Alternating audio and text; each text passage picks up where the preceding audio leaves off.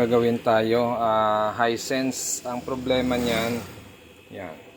Normal yung picture sa taas, pero yung sa baba natin na picture ay nagkaganyan na siya. Yan. Okay. Ito yung kanyang model. Hisense 43 inches. Bali, unang sira pa niya ito. Sarado pa yung seal nito. Unang sira niya, panel issue kaagad. Kanyang mainboard. So, built-in yung DC to DC natin sa mainboard. May dalawa siyang ribbon papunta sa ating top board.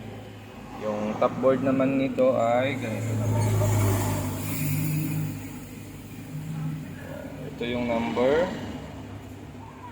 ng top board. Tapos sa kabila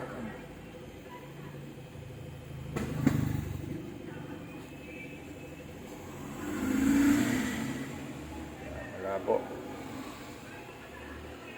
Okay, so ang problema nito ay yung almost sa kalahati niya pangit na yung display. So try natin muna mag hang ng isang side, no? Titingnan natin pag gumanda yung display kung saang side ang may problema.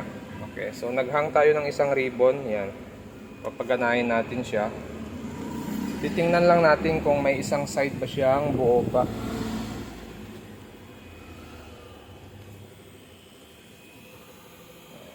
Power on natin.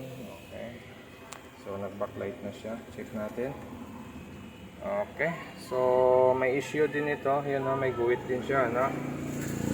May guhit din siya pag naka-remove yung isang side. Okay, so gagawin natin, lilipat tayo sa kabila. Pupunutin muna natin yung saksak, tapos ikakabit natin to, tatanggalin natin ito. Ito, nakatanggal itong side na ito. Ito naman yung nakakabit. Power on natin ulit. Titingnan natin kung may side itong buo. Okay, so may tama din yung side na ito, no? Magkabilaan sila may problema. Yan.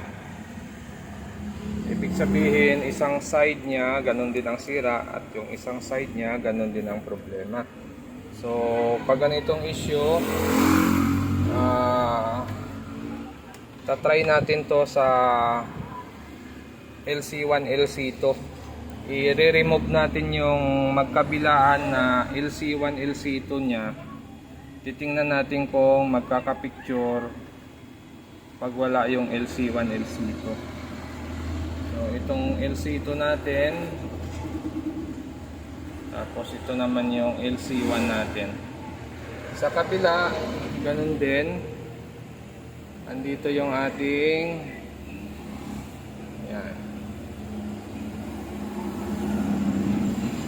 So dito walang nakasulat kung saan yung LC1, LC2 natin. Pero try natin itong 2,000 yung value na resistor. Baka yan yung LC1, LC2 nya. Kasi dito sa kabila yung value ay 2,000, ano? So maaaring ito yung LC1, LC2 natin. Yan, itong dalawang set. So kahit isang resistor lang i-remove natin dyan, okay na. Isa dito, isa dito. Tapos ito yung mga clock signal natin. Binalik natin yung ribbon. Dalawa binalik natin. Nag-remove tayo ng LC2, isa lang. Tapos dito LC1, isa din. Tapos sa kabilang side, ito din yung tinanggal natin dyan. Isa din sa LC1, LC2 natin, ano. So hindi pa natin alam saan dito yung LC1 at yung LC2 natin, pero yan yung tinanggalan natin. So yung mga pyesa, wag nyong iwala, idikit nyo lang yung mga pyesa para pag kailangan yung ibalik, hindi kayo mahihirapan maghanap. Yun, nakadikit din yan. Okay, so try natin i-power on. Ilaw siya. Okay, power on natin. Tingnan natin kung magkakaroon ng display. Parang kuminis na siya kaagad, ano? Hindi pa tayo nag-modify pero parang kuminis na yung screen natin. Yun. So naka-EB tayo. Parang kuminis na siya pero may guhit siya, no? Yan, no? Kuminis siya pero parang may naiwang guhit, makita ko. So tingnan natin kung kaya pang i-repair yung guhit niya or hindi na talaga. Ay babad na natin yung unit. Ang ginawa natin dito ay yung ganitong top board. Ano ba number nito? Ito. Yan. Yung kanyang top board, ang naging problema nito, 3/4 sa screen niya ay nagbe-vertical bar lines. Yung pinakataas na side niya normal. So wala siyang flicker. Hindi din siya nag-double image. Yun ang naging problema ng top board na ito. So ginawa natin dito, nag-try tayo mag-remove ng LC2. Ayan, tinanggal natin yung isa dyan. Tapos yung LC1 natin, tinanggal din natin dyan. So may nakikita tayo dito na mga resistor na ni-remove natin kasi try ko sana tanggalin yung isang lines na naiwan. Kasi mayroon siyang lines na naiwan sa medyo gitna banda eh. So ito, nagtanggal din tayo dito ng LC1, LC2 natin tig-iisa. Ito LC1, LC2 din to. So dito nag-remove din tayo ng mga resistor dito. Walang epekto, ano? Hindi siya nadadagdagan lang yung guhit. Mayroong nawawala yung guhit. Lumilipat sa ibang area pag nag-remove tayo ng mga clock dito. So nawawala nga yung guhit na yon pero lumilipat siya sa iba, nagkakaroon pa rin siya ng guhit.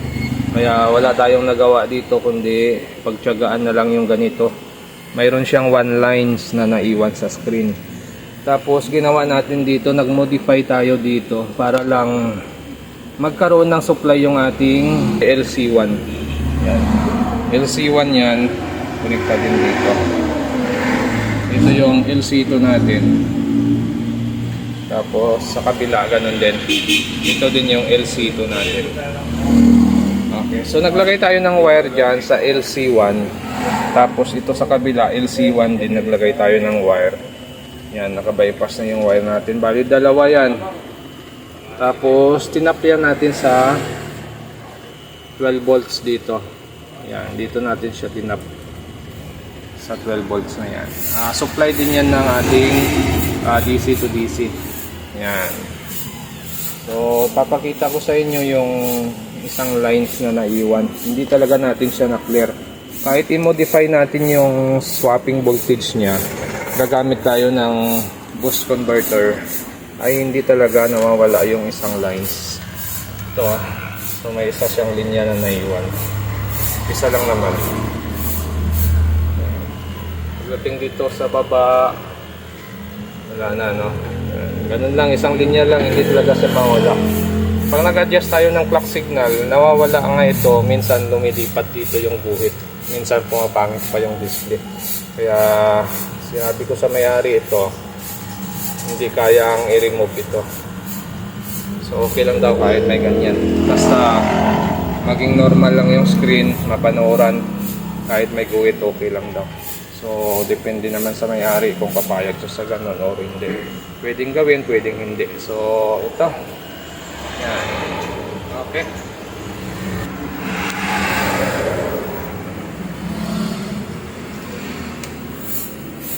So ito, ginawan ko siya, nilagyan ko siya ng supply. Kahit wala siyang supply, normal naman yung display. Pero naglalagay pa rin ako ng supply para magkaroon ng supply yung isang signal natin dito. Kasi yung isa dyan, ang supply nito, pag walang jumper, ay negative. So itong supply natin dito ay positive 12. Tapos sa kabila, ganun din, ito positive 12. Ito naman negative 8 yan. Yung ating BGL ang pumapasok dyan pag walang nanggagaling sa ating swapping voltage. Okay, so ito nilagyan din natin ng supply yan. So ganun ang setup natin dito. para mag normal yung display nito kahit may guhit. Okay lang. So no choice.